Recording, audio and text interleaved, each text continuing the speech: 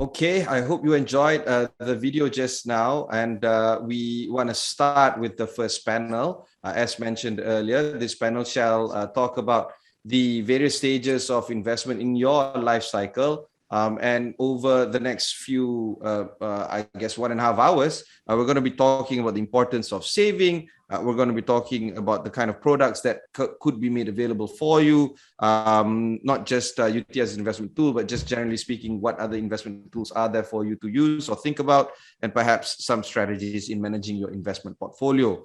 I have a very good panel this morning. We have Puan Siti Norilah, Shamsul Bahri, the head of Unit Holders Communication and Financial Education at ASNB. We have Chze, the head of Retail Wealth Distribution at Manulife Investment Management, as well as Ameer. He's a freelance trainer as well as a former independent non-executive director at AmanahRaya Investment Management. And of course, feel free to ask the panel any questions. In fact, we do expect you to ask a lot of questions, particularly when it comes to investment and your investment life cycle. And I'm going to be picking up the questions as the panel goes along. So you don't have to wait until the end of the panel to start asking your questions. You can just ask straight up.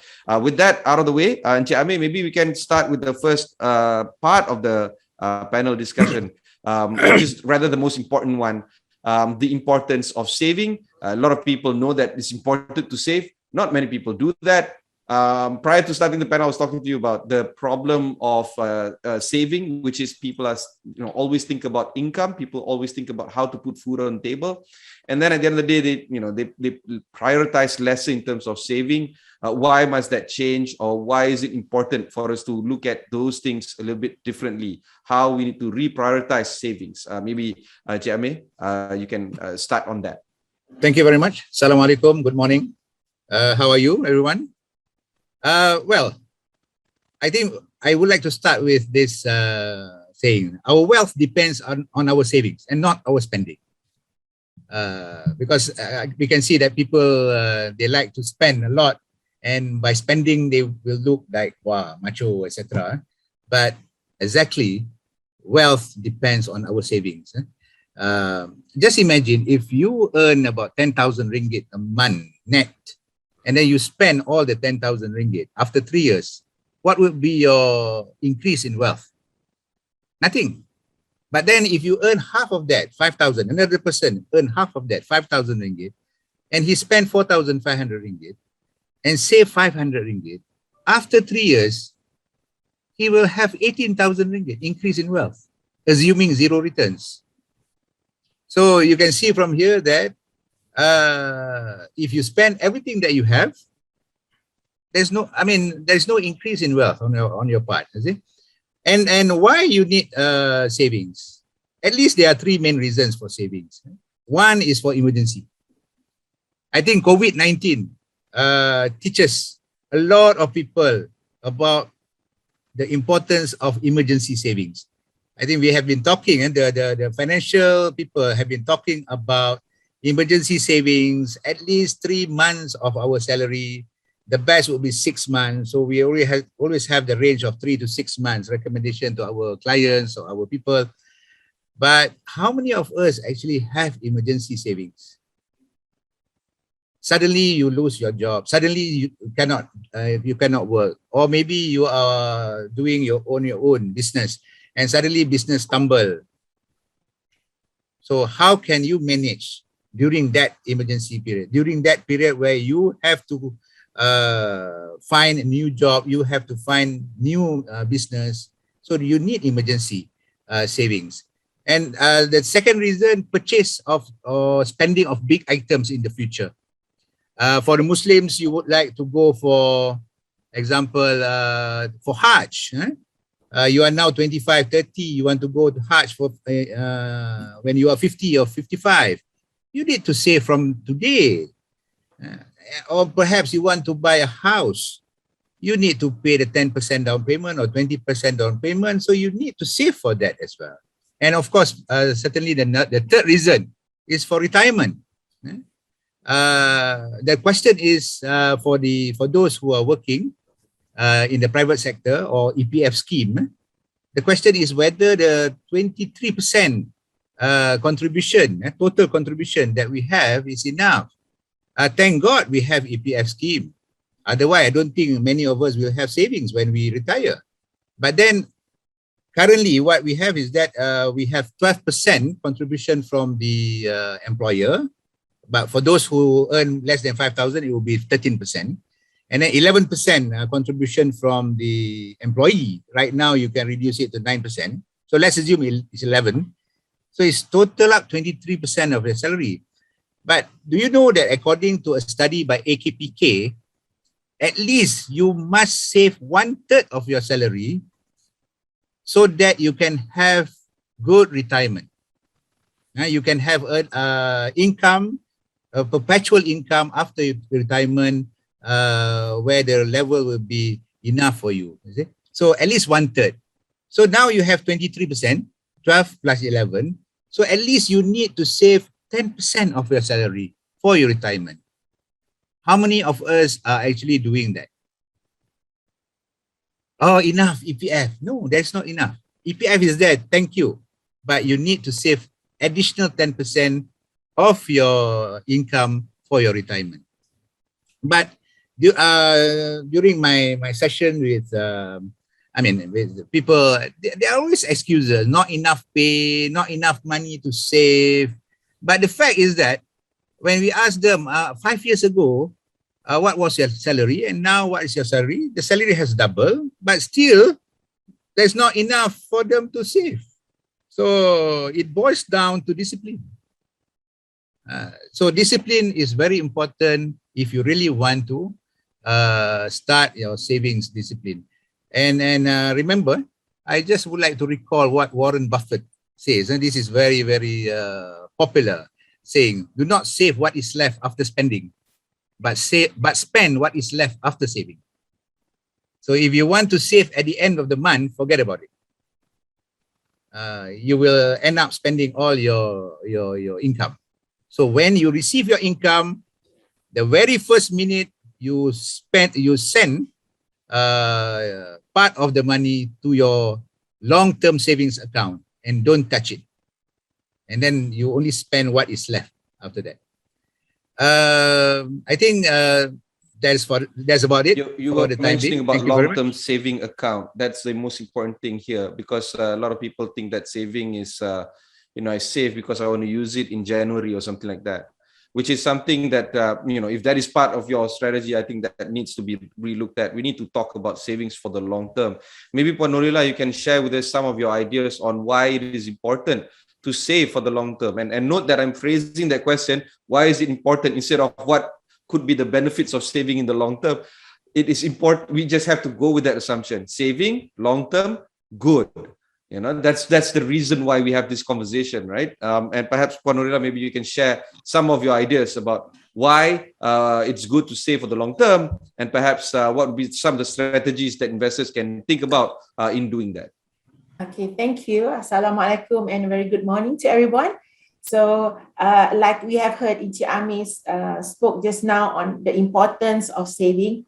And I think as for me, it should start very early, all right? Because in investment or saving, you have to start early so that regardless of how much you save, but you must save consistently. Why it's important to start early and for the long term? Because when you have the time, the longer the time you save, actually the saving, your investment will generate more income, because we want to put our money in the safest place.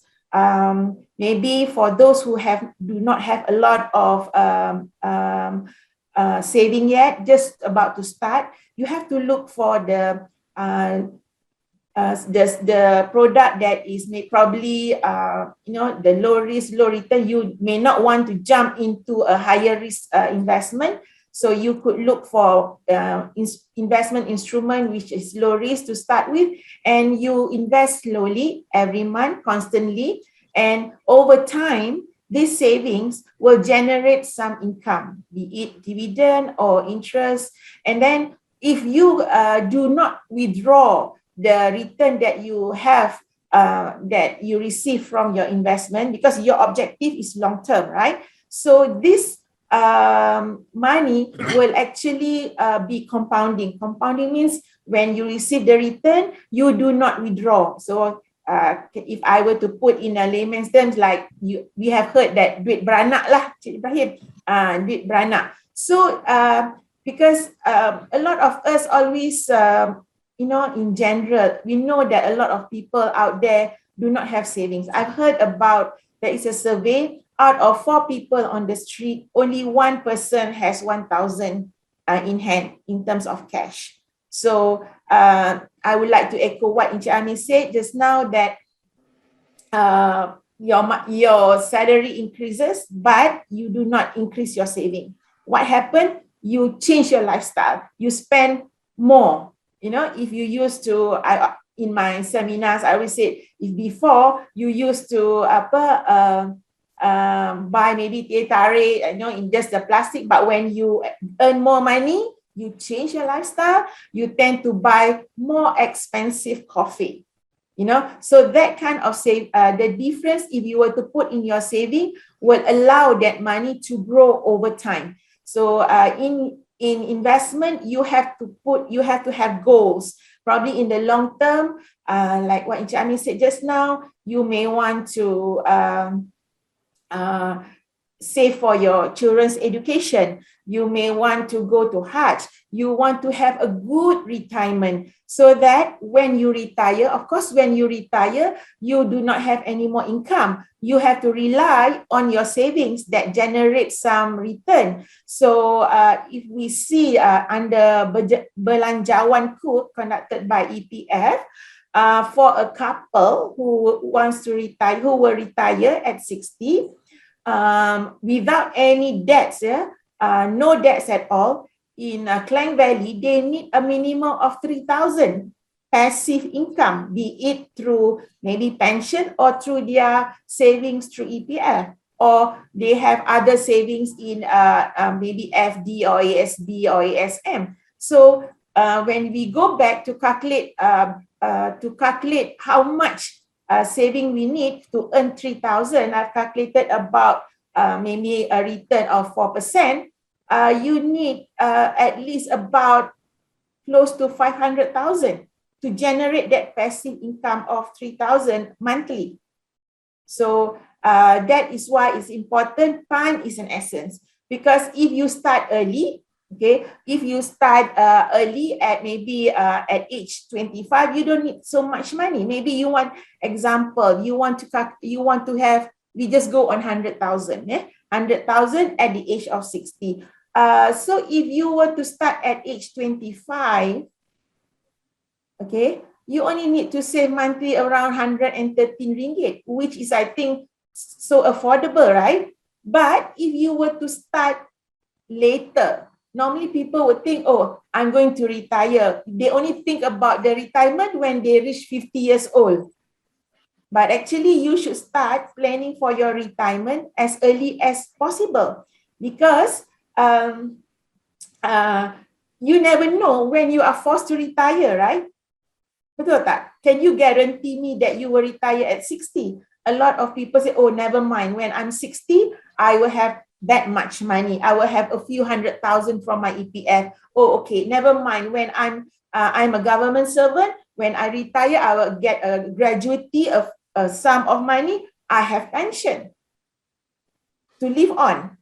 But they forget that not everybody will retire at 60, because you may be forced to retire at maybe 40 years old, maybe at 35 years old. Why? Because of your health reasons. So if that happens, if you are a government officer, your pension may be just a fraction of what you anticipated, right? And all the 20 years behind you, probably you never save. So what are you going to live on? Yes, they always say, Puan, I have pension. But when I ask them the question, okay, you have pension, you are a government servant, you go to hospital, it's free. Your medicine is free. But what about when you go home? Who is going to pay for your expenses, other expenses? Probably you need special like if you are stricken by stroke, you need to buy special food, the milk that feeds you. Who would buy your diapers if you are bedridden, and so forth? So that is why you have to save as early as possible and for the long term.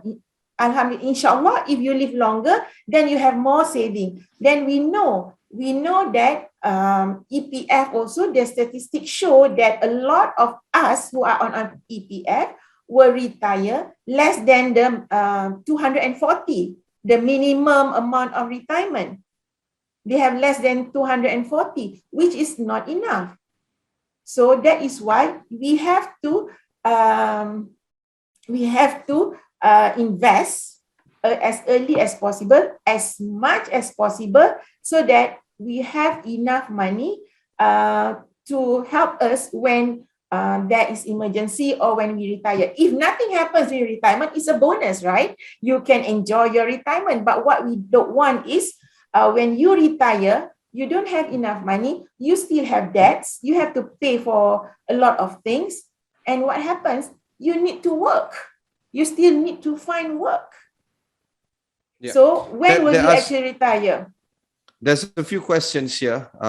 Catherine is asking how much is the average return in ASNB. I guess we have to start talking about some products here. Okay. Puan Siti, how much is the average return in ASNB? And then maybe for Ameer, the recommended rate of 1/3 of the salary. What is the assumed rate of return here? We'll deal with these two questions and then we'll bring in Zihao. Puan Norilah, how do we approach this question? Okay. In ASNB, we know that they have very unique product. We are a unit trust company. We promote a unit trust. But however, there are two types of unit trust. One, the range of ASB and ASM, Amanah Saham Malaysia, which are unit trust, yet they are fixed price unit trust, which means when we transact in unit trust, we transact in units, right? So each unit of the fixed price is actually pegged at RM1. That means when you buy, you want to subscribe to this Amanah Saham Bumiputra or Amanah Saham Malaysia range for all Malaysians, it is at RM1. And at the point when you want to withdraw, it is still RM1. Okay. Unlike other unit trusts, like we have also range of ASN is variable price, and all other unit trusts out there are variable price. There is an NAV to it, to every unit. So at the moment, currently, NAV is net asset value, which is pegged at RM1. For fixed price, for the fixed price unit trust like ASB or Amanah Saham Malaysia range. These two products are fixed price. It is RM1. So it is like it behaves like a savings account, but giving a unit trust return. Okay, that's fixed price. So a lot of people, we see also investors in ASB. We have a lot of investors, but their saving is still very minimal. I think it is. All of us know that we need to inculcate. We need to transform a lot of Malaysians to inculcate the savings habit among Malaysians. So at the current moment, we know the return of ASB is around average over the years, probably about 5%. Okay, the good times, earlier times, you see that it was like 6-7%, but on the average, it is still higher, our benchmark higher than the 12 months FD rate in Maybank. So I think it's very competitive, and I think that would be a good product to start your investment if you do not have any other savings elsewhere to start with, to go in the lower risk product. Yeah. Like as suspected, the questions are really trickling in. Ameer, recommended rate 1/3 of salary. What is the assumed rate of return here? Very short answer: 6 to 7% per annum. That's all. 6 to 7%. Okay, When? Zihao, let's talk about the third question here. There is no regard to the increasing prices of goods and services in tandem with the slow growth of wages. And I agree, wages growth is slow. Some of them are negative over the past 1 or 2 years because of loss of job even. Could you give an opinion on this in regard to increasing prices of goods and services in tandem with slow wage growth? Okay, sure. Good morning. So before I answer the question, I would like to ask all the audience out there, how is your experience over the last 1.5 years? Do you experience shortage in terms of income, or you are doing very well? Because from our statistics and from what we observe, there are two market trends. The lower segment populations in Malaysia are resorting to withdraw money from EPF under various schemes. However, we also notice an increasing trend of fixed deposit among the banking system. So I'm not too sure which ones are we referring to. However, what I can say for sure is we are going into a prolonged low interest rate scenario. However, inflation seems to be a torpedo waiting to hit us. So going back to the earlier guest speaker and panelists speaking about savings and investing, I think I'm a strong advocate of investment, because with investment, you can actually, it is actually inflation buster. I'm actually a supporter of property investment, commodity investment, because that will give you higher rate of return. But that also depends on your own life stage, your own career stage, and what the market cycle is. Low interest rate cycle, growth cycle, time for stock market or time not for stock market, or is it time for Asia Pacific or country specific, or do we go to the Western world for investment? In the long term, if you invest in a higher risk product, and when you can stomach the risk level, you tend to do better in terms of your rate of return. I can give you a few examples. Global REIT, real estate investment trust, over a 10 years period, all right, that should give you an average return of 10% per annum. If you go equities, stock market in general, all right, that should give you low teens in today's market.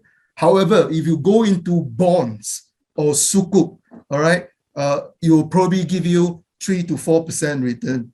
But don't underestimate this, because if you put your money in a bank, which is only offering 2% return right now, or profit sharing of 2%, your 10,000 to become 20,000, to double up 2x, that require 36 years, because it's only 2%.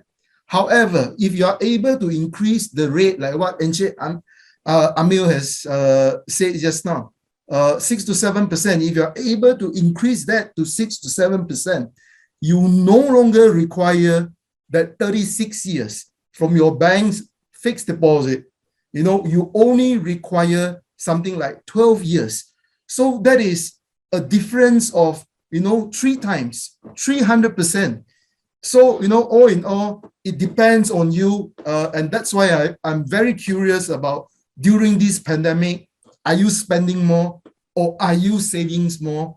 Or, are you now doing revenge saving, or are you now doing a revenge spending? I think those are very important. I think all our speaker has mentioned one key point, the importance of financial planning. And we mentioned a lot about retirement planning. And, for good or bad time, I think all of us agree that we have to put aside a fixed sum, be it 1/3 or less than 1/3, if you are not in the best in your career time. However, every penny or every ringgit really counts because the compounding impact, because the dollar cost averaging concept, the regular savings concept. When you least expect it, the discipline will give you a pool of money that will help you in a big way when you retire. And bear with me in saying this, not just retirement planning with 3,000 ringgit. Your retirement has got to be graceful. You don't depend on your children to support you for your retirement planning. So you got to be doing it for yourself, to do it gracefully, to do it well, to do it on your own. I think is key to it. For everyone out there, I'm sure you have your own experience in investing, savings, different life cycle. And what I can say and add on to this is, when you're in doubt, speak to someone like a coach, a money coach, or a financial advisor. I think that will really help. Thanks. Over to you. I want to hang on to you. There is a question here. In the current interest rate environment where FD rates are low, what is your advice for low-risk investor in navigating this difficult situation? Okay, if I want to give a straightforward recommendation, I personally like to invest in the real estate investment trust. In short form, we call it REIT, because those are big buildings, big physical buildings, tangible buildings, and I'm referring to global REITs. I know you can participate in global REITs via a unit trust scheme. So, give you an example. A global REIT unit trust scheme may be investing into 40 names. Let's say that these 40 names.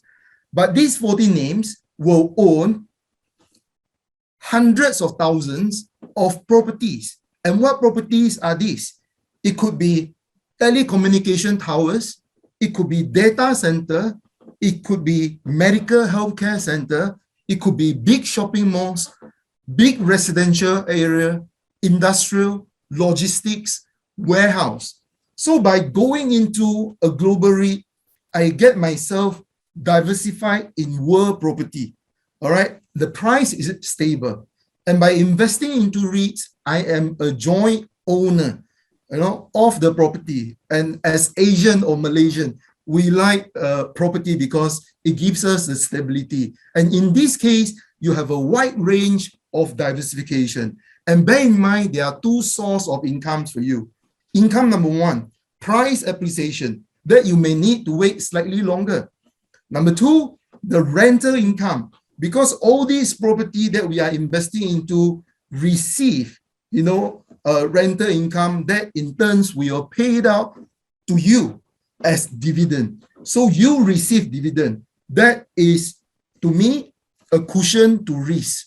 Because your questions about in the low interest rate environment, what would you recommend? I would recommend you something that is giving you dividend in good or bad time, and dividend that is higher, meaningfully higher than a fixed deposit rate. So REIT, I think, on average is able to pay something like 5 to 6% dividend, and you have got the capital upside at the same time. So if I move up the risk ladder for higher yielding instrument, my personal preference, my personal money, my personal liking, is going into property, but not the direct purchase of the property, but a more effective way of REITs and global REITs available for you. Ameer or Puan Norilah, do you have some views on this?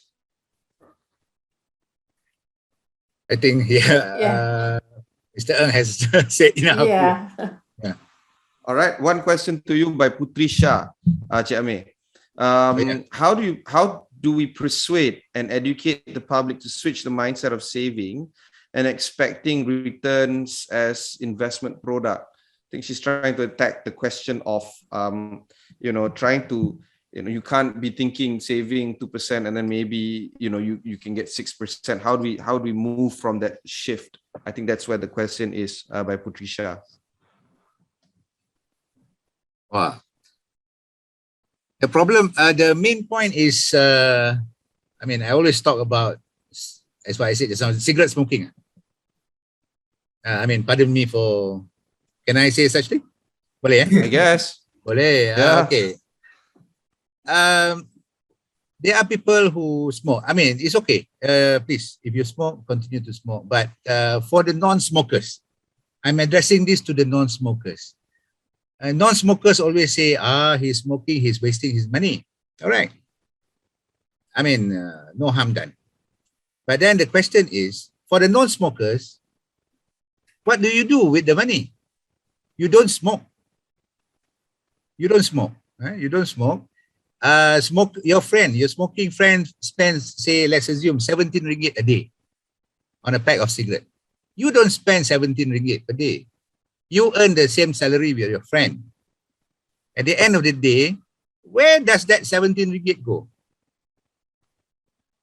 You don't smoke. So why don't you save that 17 ringgit? You said that you are on a good lifestyle, etc. So why don't you save the 17 ringgit?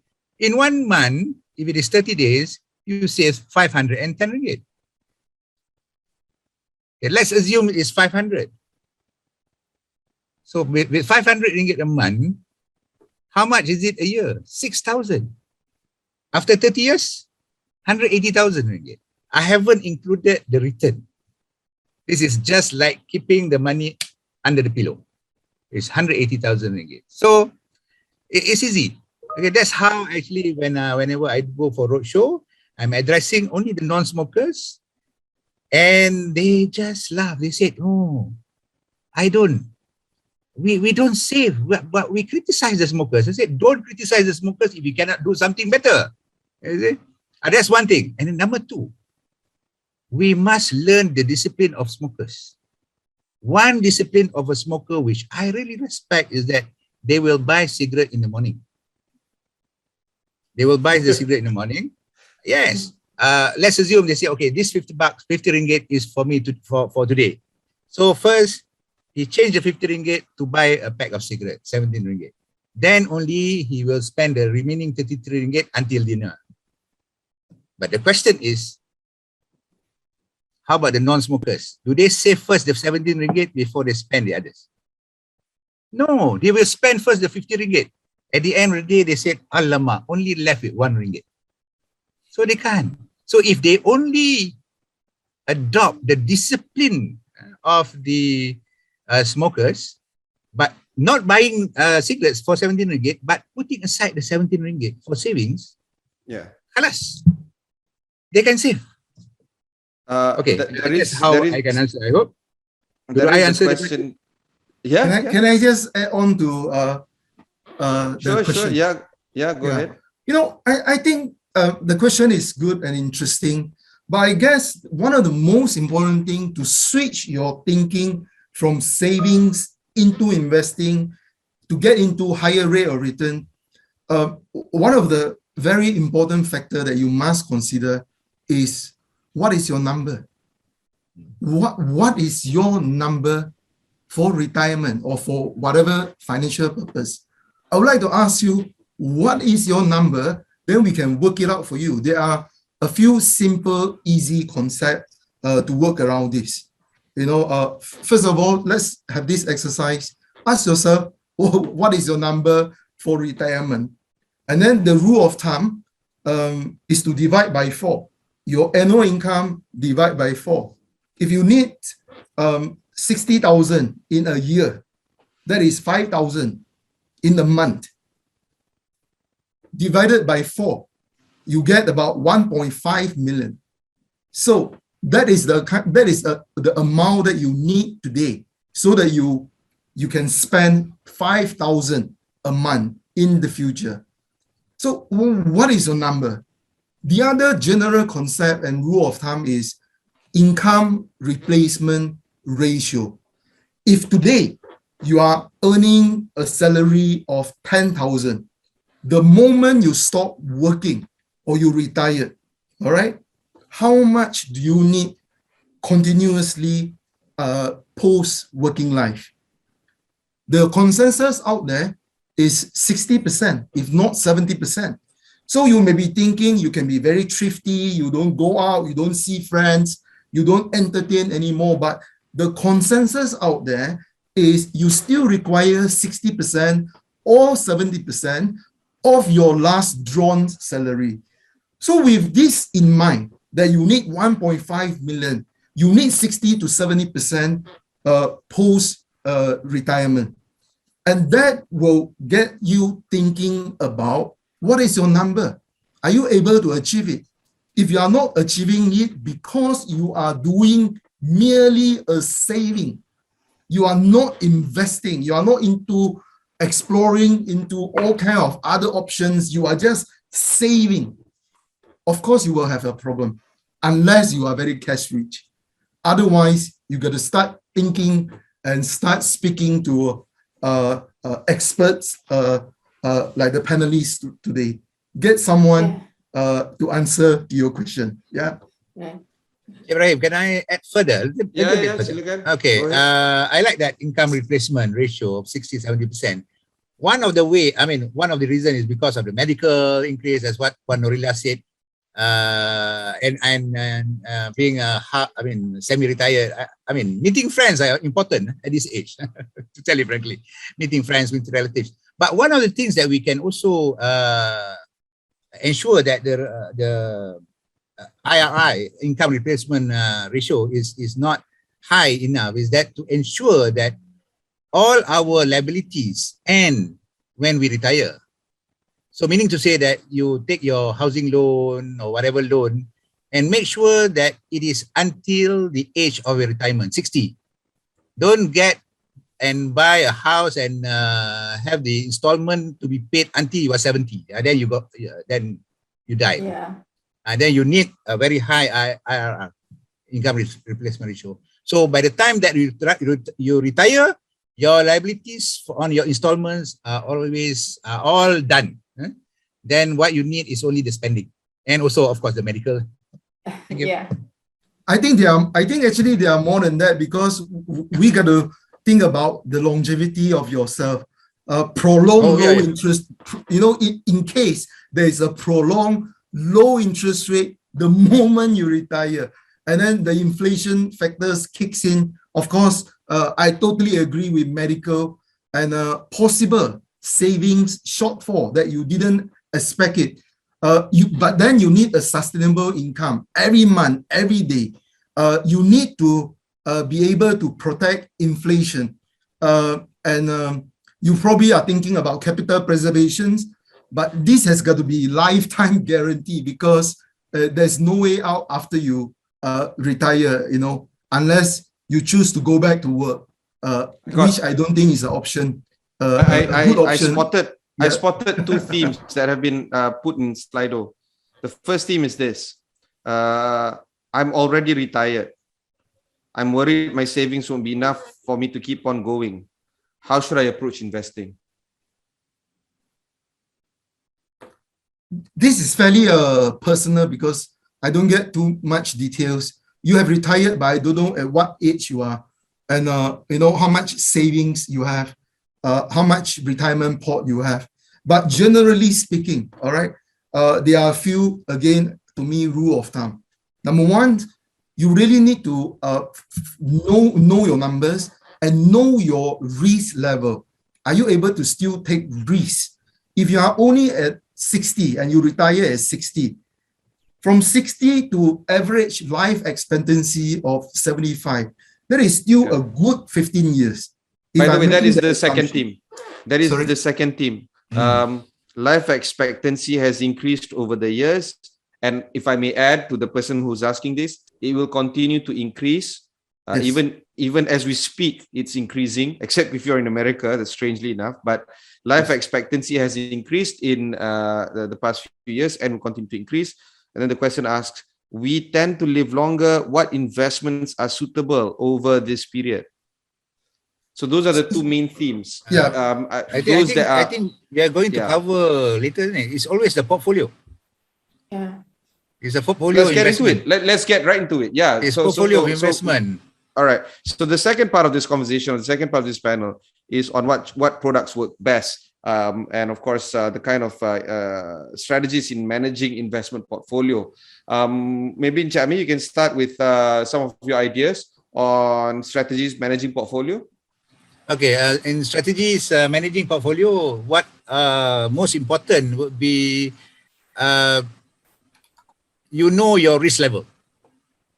You know your risk level. I mean, now unit trust management companies, it's a must for them to do suitability assessment for any investors, and even for long-time investors, every 3 years you have to update your suitability assessment so that you know for sure at what level of risk that you are willing to assume, whether you are low risk level or I mean very low, medium, high, or very high. And only with that, then your financial planner or your unit trust consultant will be able to advise you on what are products that you can actually invest. Because if you are at a medium level, you cannot invest a very high level investment because you are not willing to assume the risk. People always talk about, wow, the return is very good. But returns always come with risk. And what more now when the risk-free return is about 1.75%, which is the OPR rate for 1 year. That's 1 year. So I look risk-free rate about 1.75 to 2%. So you need risk premium to achieve higher returns. That's risk. You have to assume risk. And when Encik Ibrahim talk about portfolio, when we talk about portfolio, it means that you don't only buy one product. You buy multiple of products.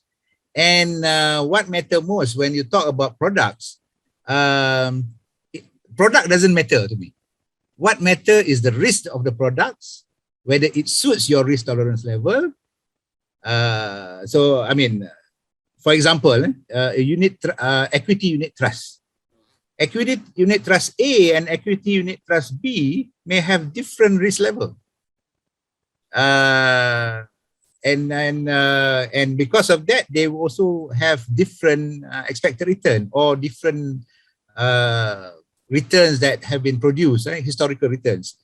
And how you find it, because I find it awkward also because there are some clients who do not look into that particular volatility factor that must be produced on the product fact sheet. Product fact sheet.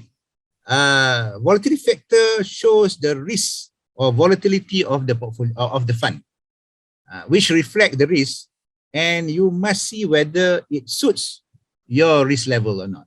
That's one. Number two, whether you want to only invest in one asset class. I know of some people say, okay, I only invest in equity. In my opinion, it's best for you to have a portfolio, not only portfolio of various products in one asset class, but also a portfolio of products in various asset classes. I think I stop here first, allowing my other friends to continue before I come in back. Norilah, you may add. Yeah, I totally agree with what the other panels mentioned just now. And I mean, talking on this, what kind when you are retired, and I think the most important thing to me is you have to ensure that you totally agree what you don't put everything in one basket, and you must also be careful where do you want to invest your money, because at any time you may want to withdraw. You need that money, so liquidity is also important. So whether the process to withdraw is easy or not, and also being a retiree or going to retire, you want to preserve your capital. You can't afford to lose or to see your money deplete. So you have to be very careful on that. So, and also I think how much money you have upon retirement, you also need to be very careful and how much you spend, because if you spend your money, lavishly, of course, macam like you said, your money will just reduce, and then you do not have any other sources. I mean, you don't have salary to add more to your fund. So you have to be very careful on your spending upon retirement, and also to preserve what you have.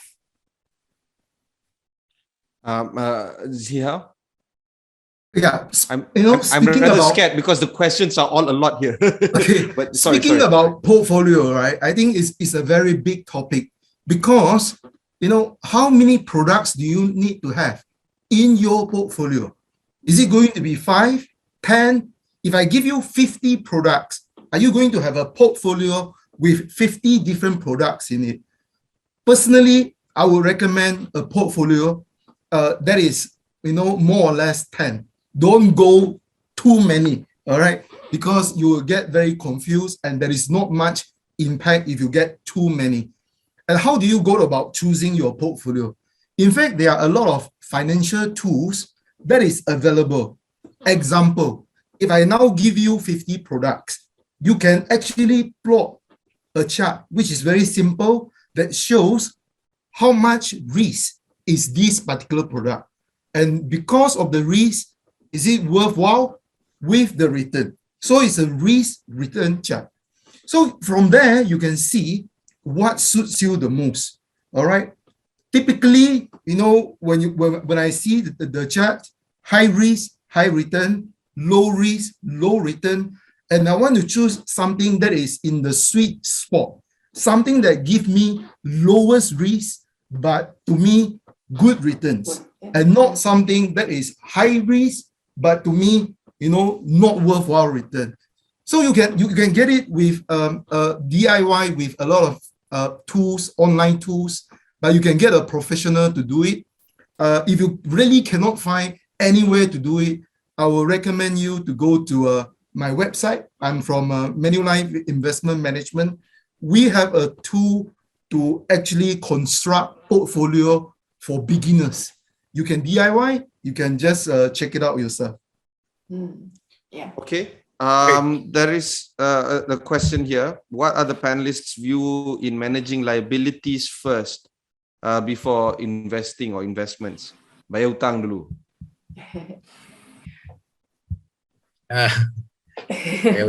Okay, let me answer this. This is under debt management.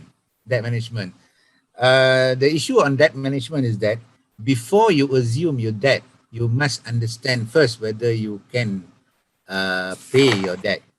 So I mean, the question is to whether we have to pay the liabilities first before we do investment. My answer is one step further. Before you assume the liabilities, have you gone through the analysis whether you can assume that liability, whether you can deliver the payment, etc., over the period of time? So this is debt management. Debt management. That's one. Number two, once you have liabilities, everyone has liabilities. At least on two items, two big items. One is a house, the other one is a car. Okay, everyone has. But then, you see, when I first joined the employment, there was this 1/3 maximum of your salary for car. If you combine car and house, it's 50%. But I'm not very sure now whether it has increased. But I was told it has risen because I have not taken housing loan for so many years already. So the question is, one, make sure when you assume your liability, you have the ability to pay. Number two, regardless whether you have liabilities or not, you need to do savings.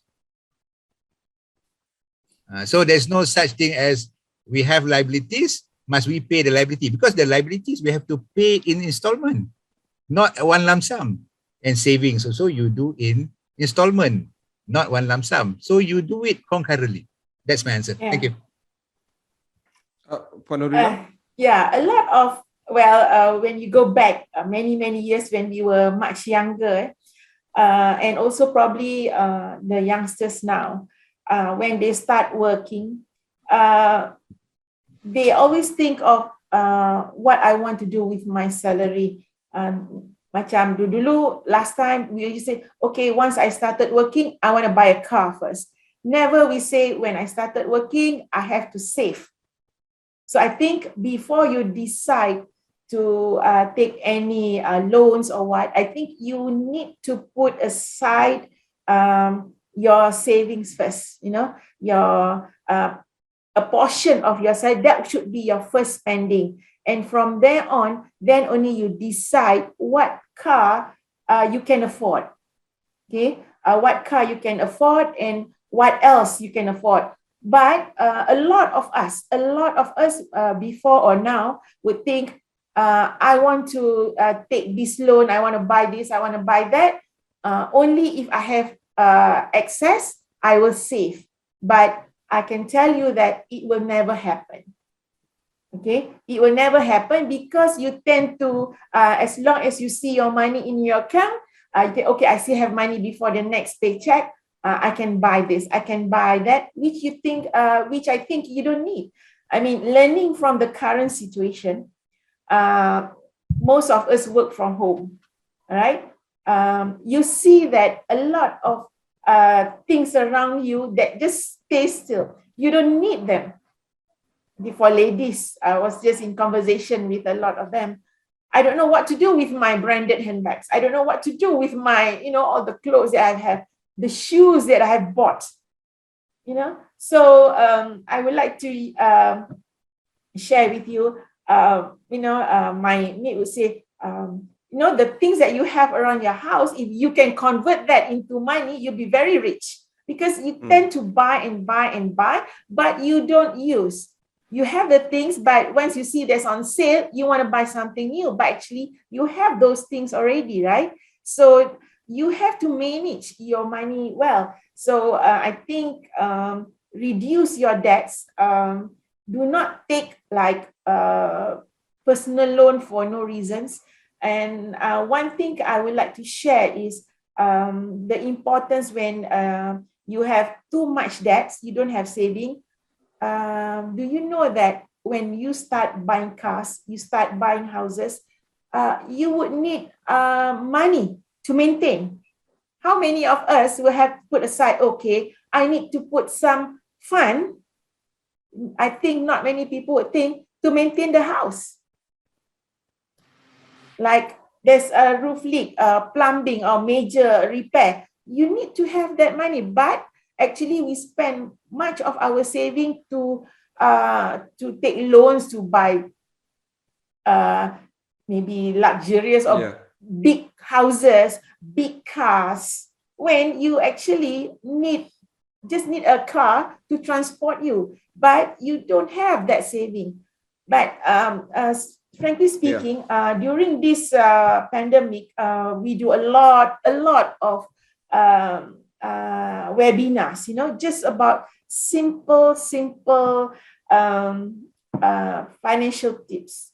A lot of them say that they have a lot of commitments, but actually their commitments are like our panel say is about on major commitments are cars and houses. So they never had saving. Even let me share with you, only with 50 ringgit a month, if you save for your children's education, you put somewhere in a safe instrument, probably, you know, you would have about 15,000 to start with, to send your kids to college for a diploma. What more, if you keep 100 ringgit, you can send them to a probably private university at a certain rate of return. So, but we choose to put our money or to take loans, which I think we should not have put that much money into such loans. Okay, so here's the reality of things. Ibrahim, can I add one? Chairman, maybe you can add after this particular very grim statistics. EPF Chief Strategy Officer Nur Hisham said that total withdrawals is 99 billion by its members, exceeding total contributions of 54 billion. up to 31st August. This is the first time in EPF's history where withdrawals are more than contributions ever. Yeah. And then if we were to base the minimum target of 240,000 savings, only 3% of EPF members have that by the age of 55. 3% only. 97% of EPF members, and there's a lot, I don't know how much, but I think, somebody can correct me, but I think it's 7 million if I'm not mistaken. 97% of 7 million EPF members do not have the 240,000 savings by the age of 55. He also said that 4 to 6 continuous working years were needed to recoup savings of a total of 21,000 that was withdrawn under Lestari, Sina, Chitra based on the median EPF income worker of 2,000 plus. So we were talking about revenge savings, to recoup back from the money taken from EPF over Sina, Lestari, and Chitra. So the situation is very dire for the most of us, many of us. So, Ziha was asking, which one of the two of us, deposits increasing. I guess, congratulations, you've done well during the pandemic. Kudos to you. But let's address the rest of us that might not be able to have that kind of luxury. I think that's the key point here. Times were tough. They had to dip into their savings. No chance to do retirement. What's next for us on this front? With that, Ameer, please add. Okay, before that, I just want to say one unseen liabilities is we have the 12-month, 24-month interest-free purchase through credit cards. Be careful with that as well. Okay, now I go on this question, Ibrahim. Yeah. Okay, we have the statistics or the stories from one side, which is the withdrawal of 99 billion. Is it 99 billion? Yes, and 99 billion because of the schemes, etc. But we don't have the other side of the story. How many of that 99 billion are actually withdrawn for consumption? And how many percent of that 99 billion are actually withdrawn for investment? You see, as Mr. Ng said just now, there are two factions. One are those who take opportunity. The other one who really need that money. I understand that there are also some people who withdrew EPF money because of the opportunity. They withdrew the money, and what happened is that they use the money to invest. They use the money to buy gold. Because if you do some checking with some jewelry companies, their sales are up after those schemes. You see? So, right, that's right. Where are these 99 billion go to? Consumption, investment, and I'm not very sure, as what Mr. Ng said just now, deposits in banks are also increasing. And I'm not very sure in terms of unit trust funds, is it also increasing? So we need to have both sides of the story before I can actually give some more comments. Ziha, you want to add?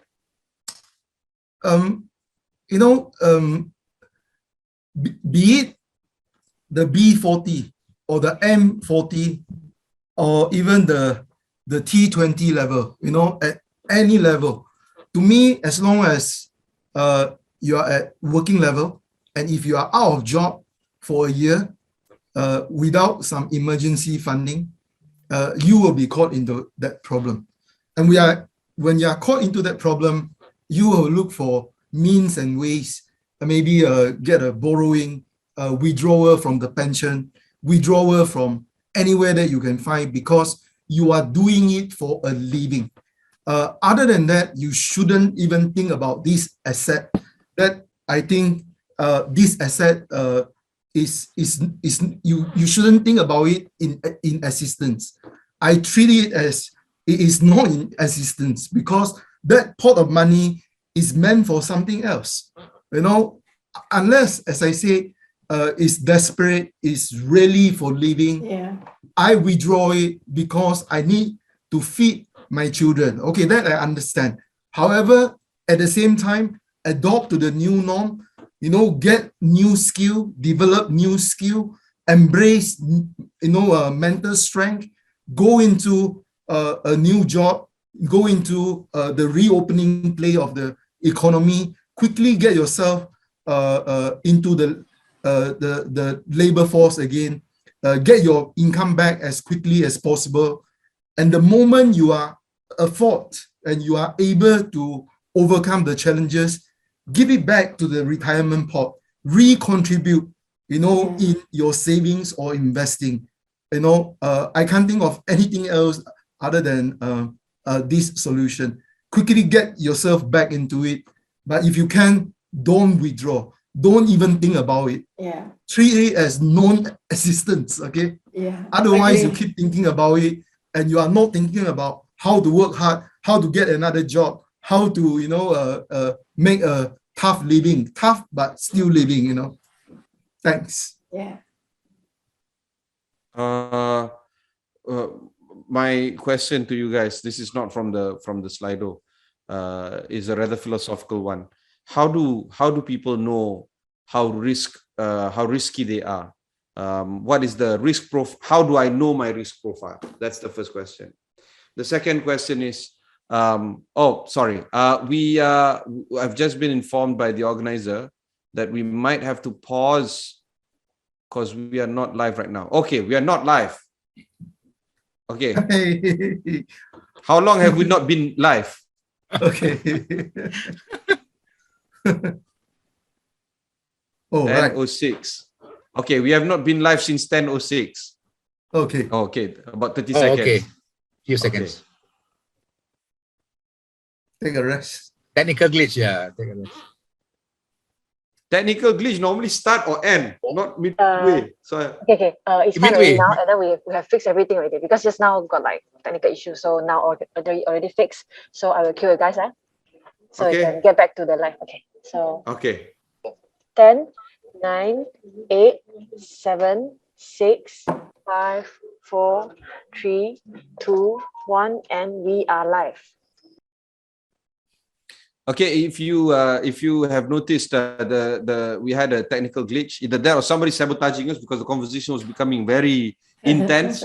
But yeah, my question to you, any of the panelists can pick this up. It's a rather philosophical one. Two questions.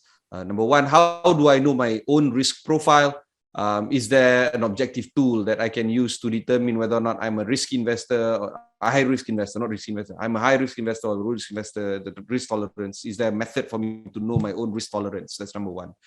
Number two is, I don't know my number. Maybe 10 million. I don't know. How do I help myself to learn what my number is?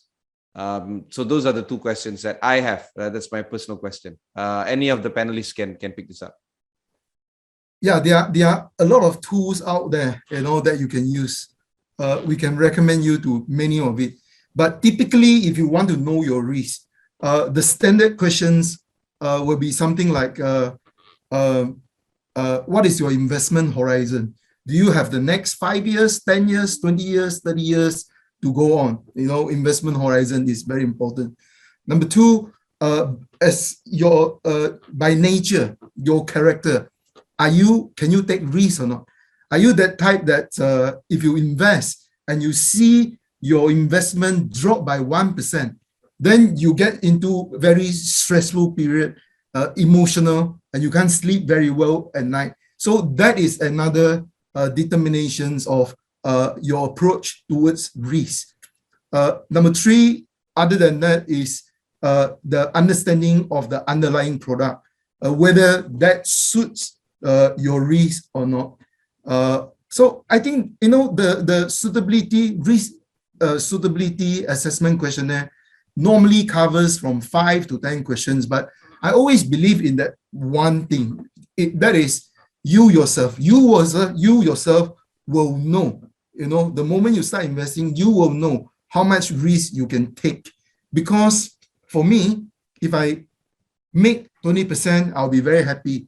If I lose 20%, I will give up and walk away and never invest again. That means I am not a risk taker. All right. However, for a good investment, you set yourself for a long-term time horizon. You ride through the volatility. You study the track record of the performance of the investment.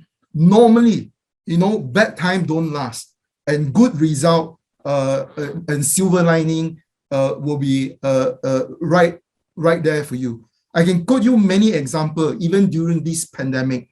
If you remember, Malaysia stock market in the year of 2020, when lockdown started, the market crashed. Equity, I'm talking about equity. The market crashed. However, it recovered very strongly.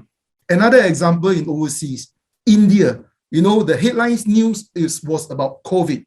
However, during MCO1, MCO2, MCO3, 1.5 years, India's stock market went up by 100% or even more. If you look at today, oil price, energy prices are on the rise. So, you know, normally, okay, if you choose the right one, the legitimate one, the one that is recognized with consumer and investor protection in Malaysia, normally, if you are able to wait for a longer term investment horizon, you should be able to see good result. But I can't comment on your personal phobia. This is a big topic of behavioral finance. Yeah. If you are scared, you know, you are just scared, there's nothing we can do about it. You know, to your second question, how much do you need in terms of your number, the 10 million or the 5 million? As I was illustrating just now, how much do you think you need to spend for a month after you retire? If you know it's 10,000, then you work backwards. You know your number.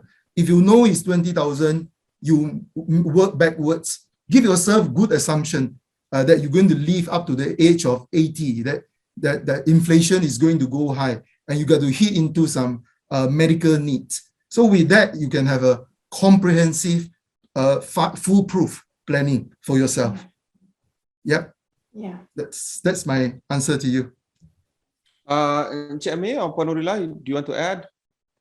Apart from the, I mean, question number one, I think here, Zihao has answered very well on the SA, the suitability assessment. And I agree with him that one very important question is to what extent you can see your portfolio goes down, whether 1%, 5%, 20%, and whatever you, and that will determine whether you are the high risk or low risk or medium risk. I got one investor telling me that I can't see even a cent drop in my value, so I told him just go and put it in fixed deposit. That's right. Yeah. Okay. And enjoy the 2%.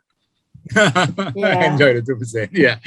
And then number two on the, I don't know the number. Okay. Zihao was talking about the retirement capital based on the needs over, upon retirement. I will start with your income right now. Your income right now. I say, I may be earning 2,000 ringgit a month, but I want 10,000 on retirement. I can't figure out how to do it. But if you say that, okay, I'm now earning 2,000 or 3,000 a month, and I can predict, I can assume that he may have 5% increment over the next, 20, 30, 40 years upon retirement. And then I can come up with certain scenarios, scenario 1, 2, and 3, and tell him, okay, if you save this much, and this is what you will get at the end of retirement. So you can have a lot of variables. One is your savings rate based on your income. Based on income. Number two, the expected return over that expected return. So you may have a lot of variables, a lot of answers, and let him choose. So that's how I would normally do. Yeah. Okay. There's one question here. We're probably going to do maybe 3 or 4 more questions. What is the value of having a personal life planner or financial planner? Pardon me. Is it going to cost a lot? I think this question is particularly for somebody that might think about trying to get a financial planner on board. Cost and perhaps benefit of having a financial planner. My answer is simple. When you invest in a unit trust product, there is actually a cost. Management fee of 1.5%, and there is a sales charge of say 4 or 5%, or maybe 3%. So there is always cost because I mean the companies need to pay professional, and likewise for financial planning. But you can always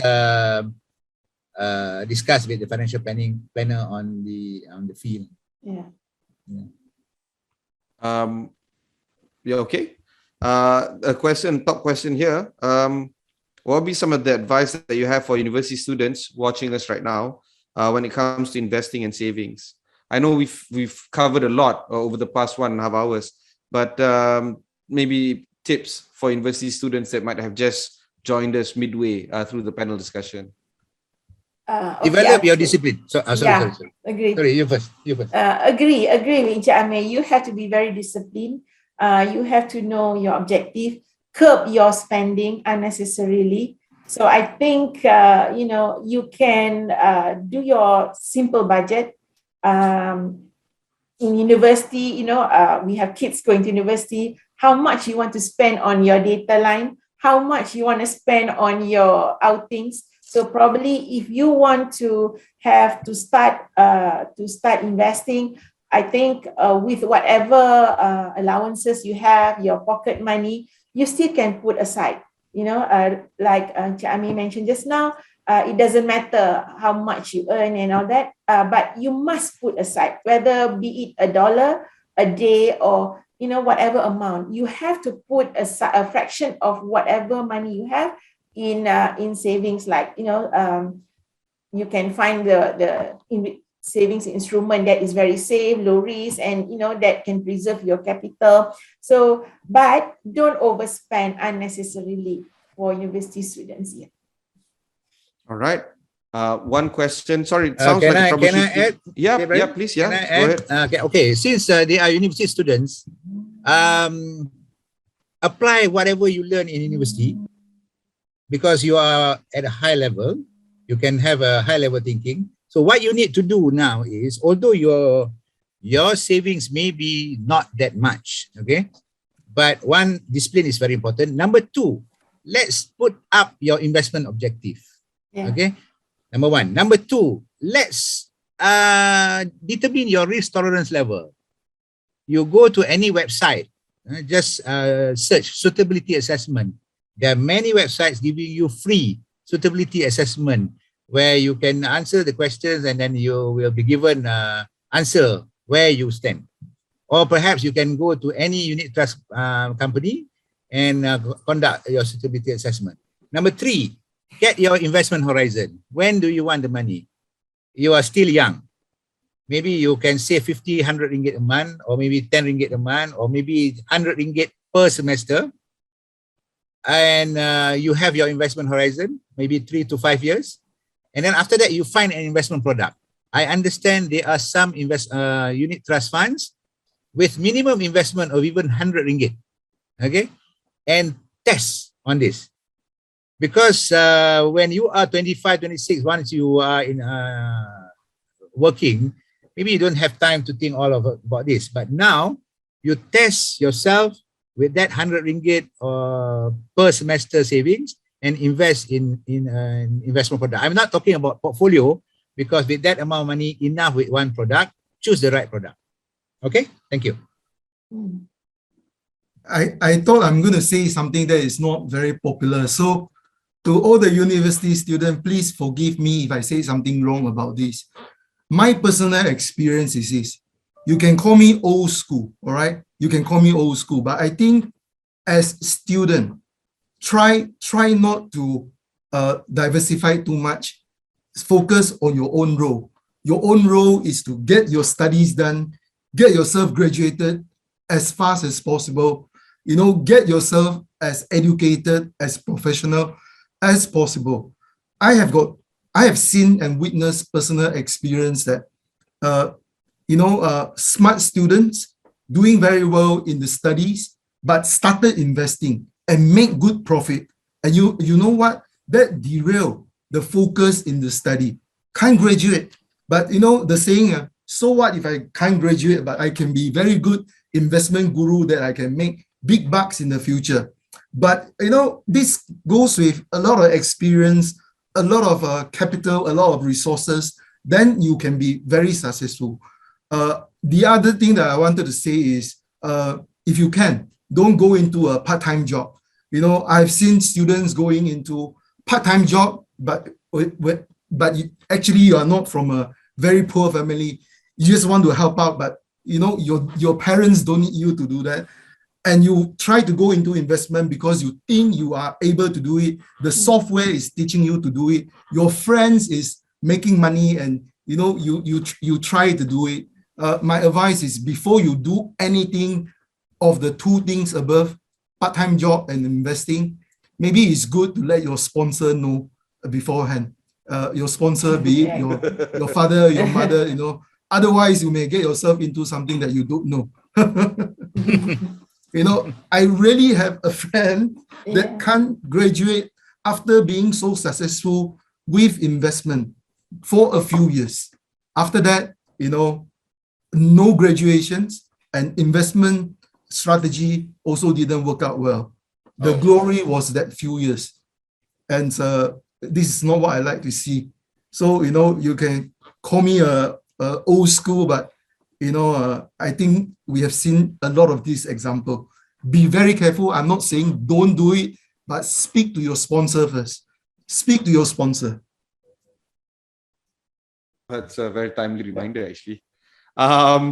Okay. And the final question, at least from the floor, is on crypto. And I think this has been a rather recurring theme of the past 2 days at FIMMAC. What are your general views of cryptocurrency, and perhaps some ideas of investing in it? Is it a good idea, bad idea? What are your honest thoughts or honest opinions on this? This one open to the floor, of course. Any panel can take. Yeah, you want to start? To me, it's a new trend, and then there's a lot of headlines, and then I'm sure there are a lot of people make profits from it. But for me personally, you know, how does it sound if I, you know, print a stone and sell it to you, even though there's a blockchain system supporting it, but you know, there is not much basis of it, and there is not much governance of it. Many countries set simple guidelines to it, but not much on consumer protections. So you take your own risk to it. It may be a shortcut. However, the volatility is high. I don't know what else to comment on this, but I will let you know. Personally, I don't invest in it. Personally, I don't quite buy the story. To me, this is not investing. At this stage, is speculating to me. All right, it's speculating, but I could be very wrong because I don't have a crystal ball. 20 years, 30 years down the road, but we have learned from experience. The tulip can go up 100%, but what tulip is worth? Tulip is worth as much as, you know, a stock of, you know, the tulip. But during the tulip mania, you know, people are just speculating, and you know, at the end, your 100% investment, you know, you can lose it all. So if you got some spare money, you want to play around with it, you know, I think that is okay. It is, to me, never a mainstream investment in this juncture. Don't listen to those tycoon or big-time businessmen piling up their crypto. It may be true, but we don't know what the real intention is. All right. Yes. If I may add a bit, I like what Zihao said just now. I agree with him that it is a pun actually. You invest or you put in your money on three reasons. One, you want to put into other currency. Instead of ringgit, you want to put your investment into other currency, US dollar, or pound, or whatever. The question is whether crypto is a currency. How can it be a currency when you do not know who produced it, when it is not under a sovereign? A currency must be issued by a sovereign, by central bank of each country. So it is not. Number two, you put your money for investment. When you invest in any securities, or assets, one major important thing is for you to know the intrinsic value of that securities. That is the role of investment analyst, to find the intrinsic value. So if the current price is lower than the intrinsic value, so we call a buy. If it is higher, then we call a sell, is it? If the current price is higher than intrinsic value, we call it sell. So intrinsic value is very important. In fact, it is the main point under investment. So crypto, how to find intrinsic value of crypto? I do not know. Zee, how do you know? No, I don't. So we do not know. So it is not an investment tool. So the last part will be a punt. You just trade without knowing why you trade. Maybe you use technical, okay? Trend followers, whatever. Yeah. So okay, that's one. Whether it is currency, whether it is an investment tool, or whether it is only a punt. Okay. Number two, even if you accept it is as a punt, make sure you only trade with the companies licensed or registered with the SC, Securities Commission. There are few now. SC has given, I don't know whether it's registration or license to 4 companies. Only trade with them. It's called license, digital license exchange. There's 4. There's 4. But it's licensed, yeah. Okay, license. Because I understand there are many who actually trade through the website. You do not know where they are from. Yeah. Okay. Then if you don't get back your money, you don't have anyone to complain. At least with the exchanges, you have SC. Complain. They complain to you lah, Cik Ameer. Okay, that's all lah. Itu je lah. Yeah. Okay, thanks. I totally. Norilah. Yeah, I totally agree with both the panels. Like me, if you are, I'm more worried. What if suddenly something happened to you? Who knows what I have where in crypto, how to claim and all that. So I totally agree with both panels. I rather keep it in, not the safest instrument, because at this age, I mean, I'm not too young. At this age, I would like to see, our money, our investment at all times. When you put, just last week, these youngsters showed me that, okay, Ponori, you should invest. Look at this return, 34, 50 return just within, a few days and all that. You should put some money. But I think, okay, what if suddenly if I die? Who knows what I have in crypto? How to claim? Is there, like in ASNB, if you keep your money in ASNB, I know I've signed the hibah amanah. So if I die, I can tell my kids, just go to PNB. I already signed the hibah amanah, then that money will be transferred to you. But in crypto, even when you talk about crypto, when you talk about e-wallet also, suddenly nobody knows my password. Then money is there, how to claim? So I mean, at this age, I'm thinking how to claim if something happens to me, So that is why, since I thought of that, even in our e-wallets, I don't put so much money there. If something happens to me, it's not easy to claim back, and nobody knows how to claim. This is a very fantastic panel, but we have to draw this conversation to a close. Maybe some short parting words. We'll start with Ameer. Invest in what you know about yourself and also about the products. That's all. Very good. Very good. Norilah? I think all of us have to love ourselves. Keep your money to yourself, let it grow, and don't let it go. Zihao? If you are really interested to learn more about investing, I would recommend you learn out behavioral finance as well. Know yourself. Fantastic. Yeah, I think that's a rather key point there. Thank you very much. We still have a lot of discussions left, not just for today, but for the next 2 days. But for now, we have to draw this panel to a close. We have a short video for you to enjoy. Thank you very much. Thank you, everyone. Thank you. Thank you.